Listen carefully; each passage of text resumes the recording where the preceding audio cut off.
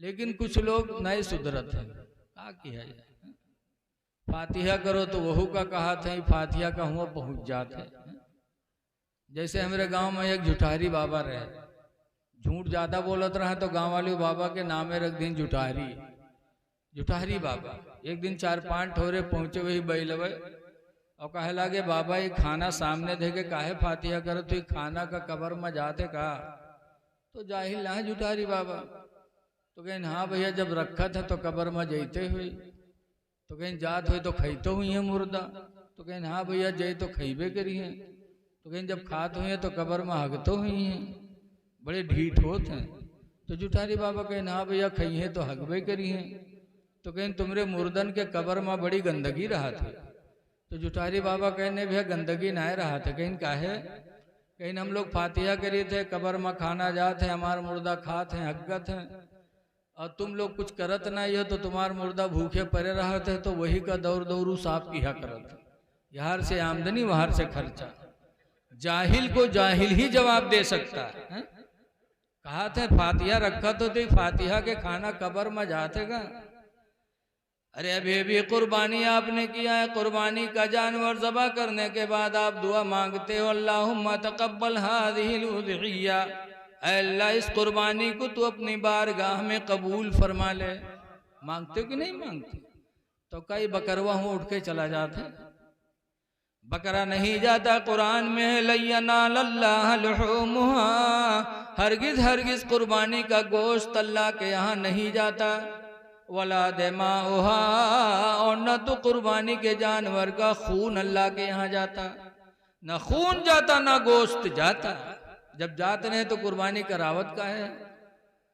लेकिन आगे अल्लाह फरमाता कुरान में वलाकिन यनालहु तक़वा मिनकुम, लेकिन तुम्हारी दिल की परहेजगारी खुदा के यहाँ जाती है। तुम्हारा दिल का सौदा बारगाह मौला में जाता है कि मेरे बंदे ने मेरी रजा के लिए अपने माल की कुर्बानी की है, तो अल्लाह उसे कबूल फरमा लेता। ये बैलवन से कहा कोनो अंधा के लिए दुआ मांग दे वो के आंख वापस आ जाए।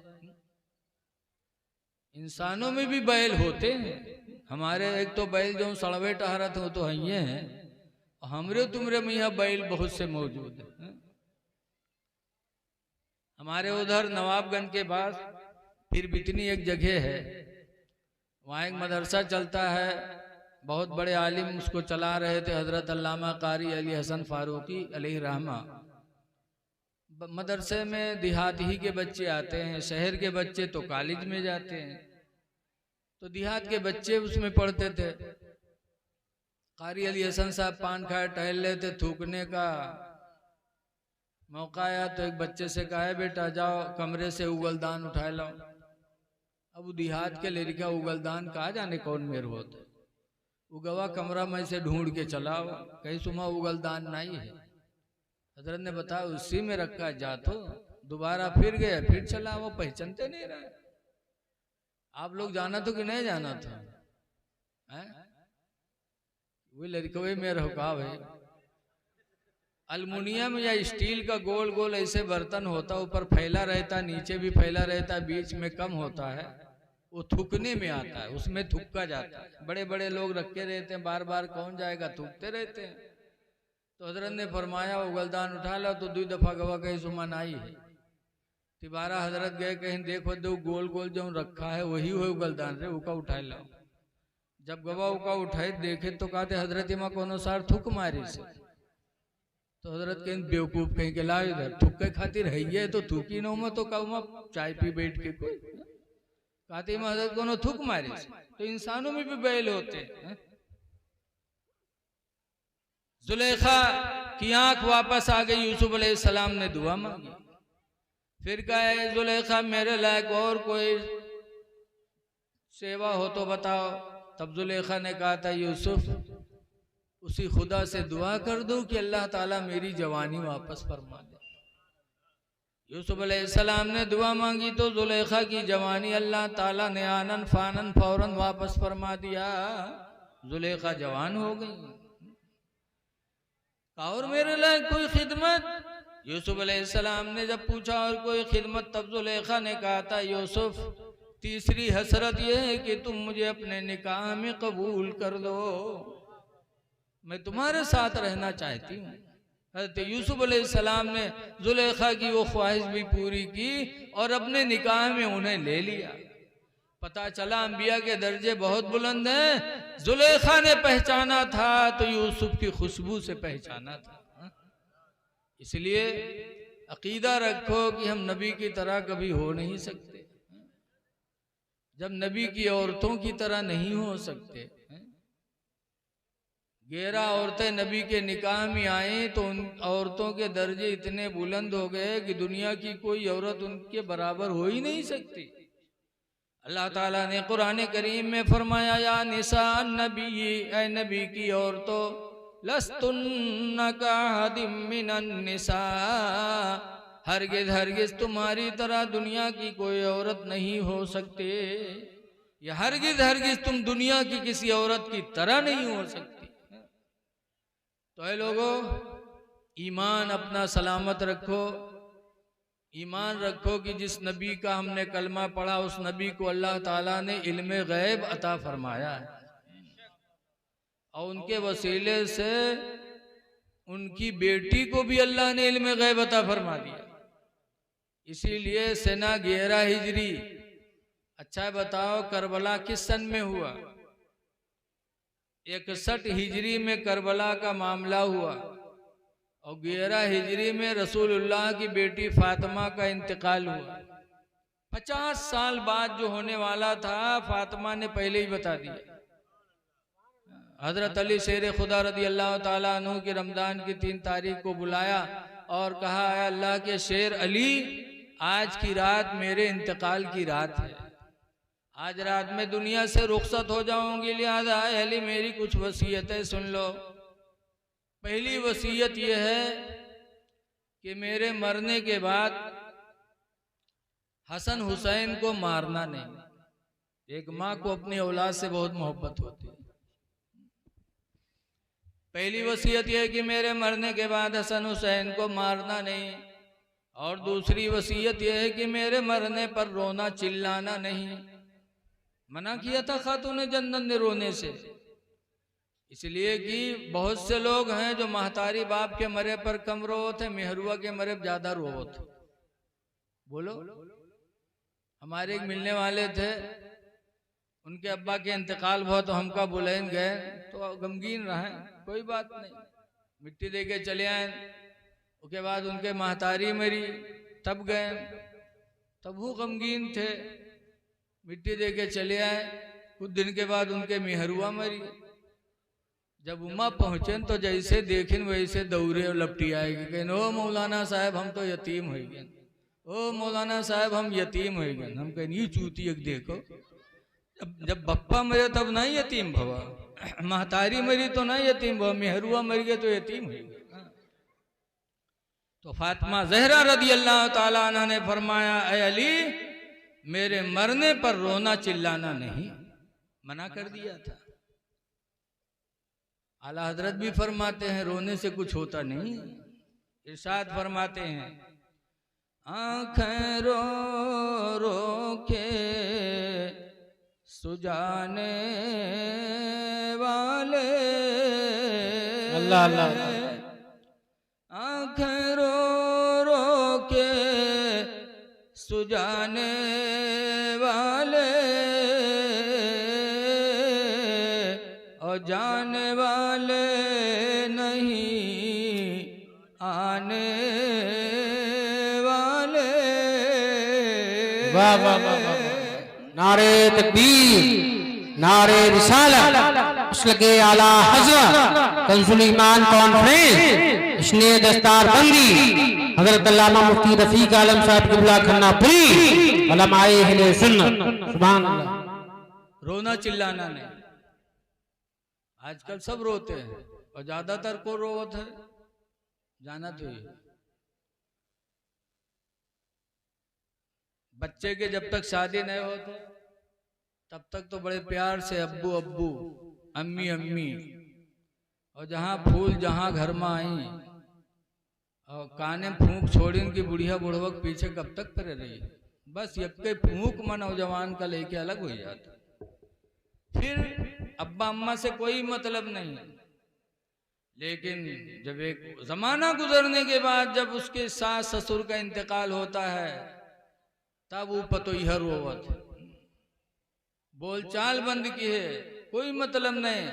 और जब सास मरी है ससुर मरी है तब पतोहिवा रोई, जई अररा गिरी धुआं से, फिर उठिए फिर गिरी भड़ाम से, लागत है यहो साथिन चल जाए।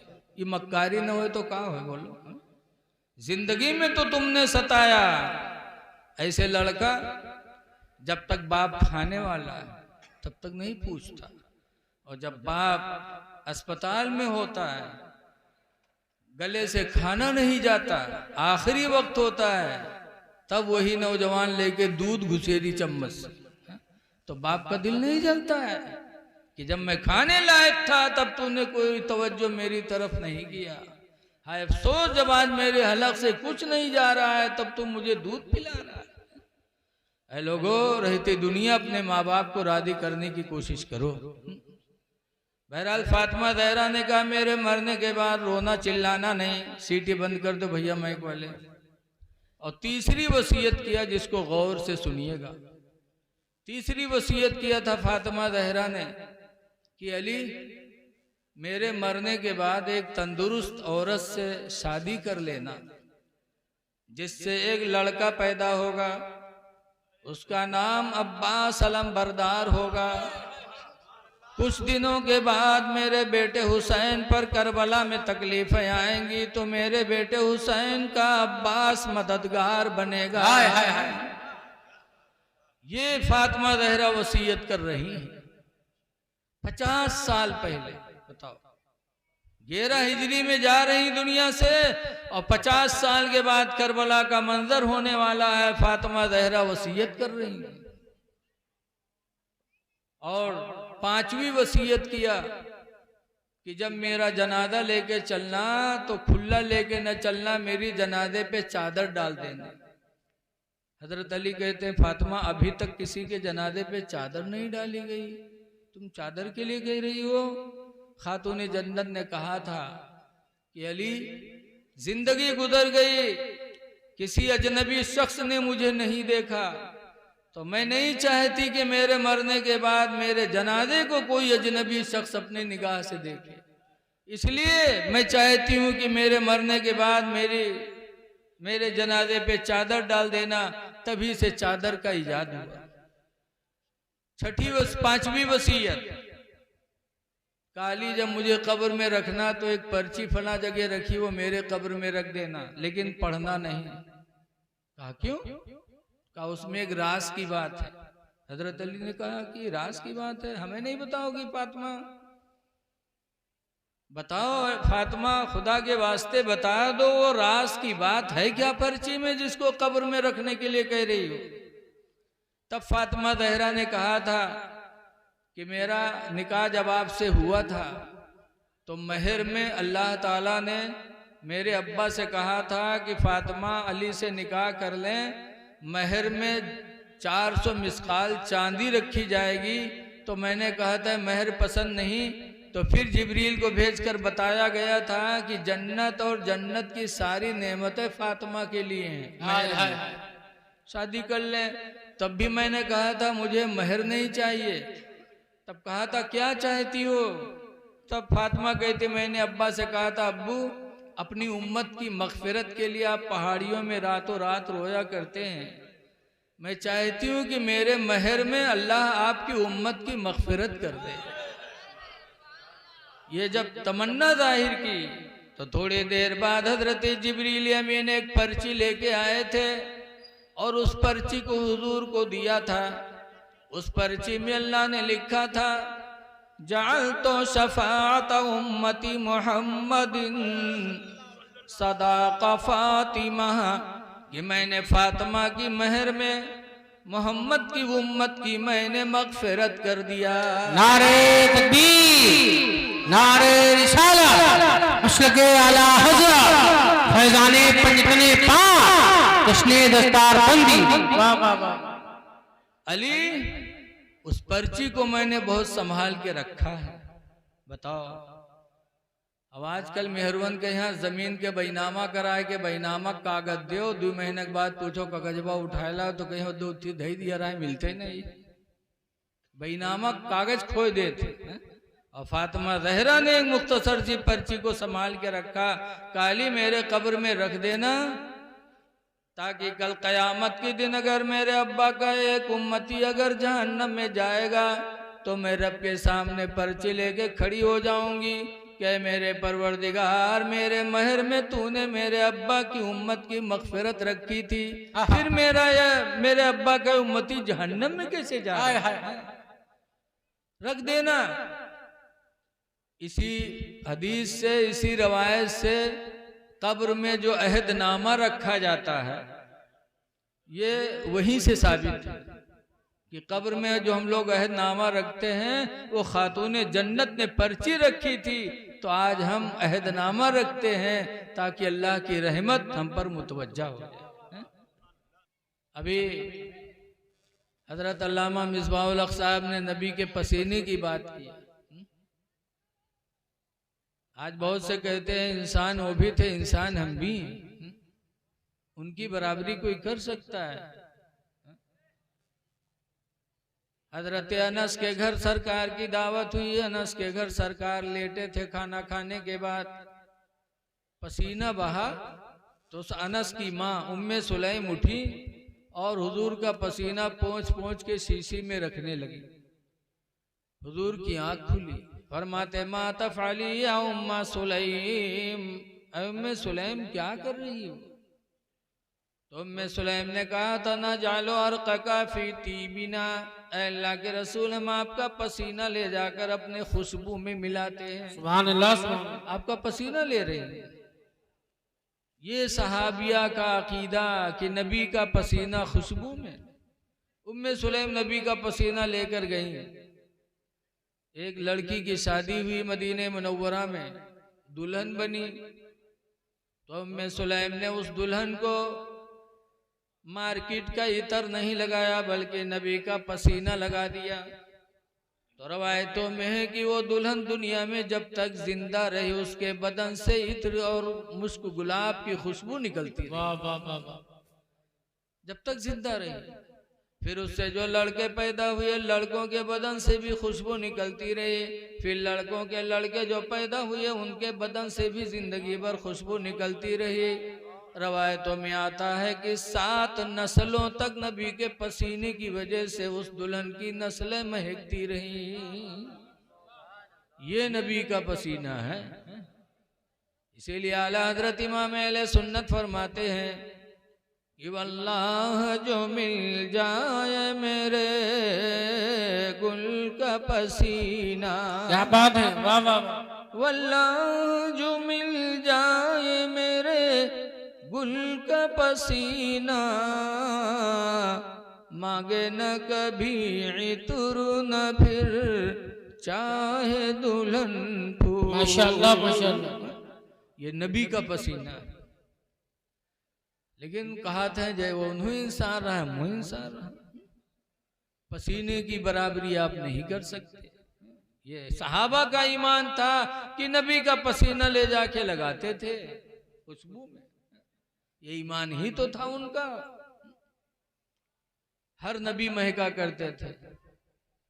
हजरत यूसुफ अलैहिस्सलाम भी महकते थे।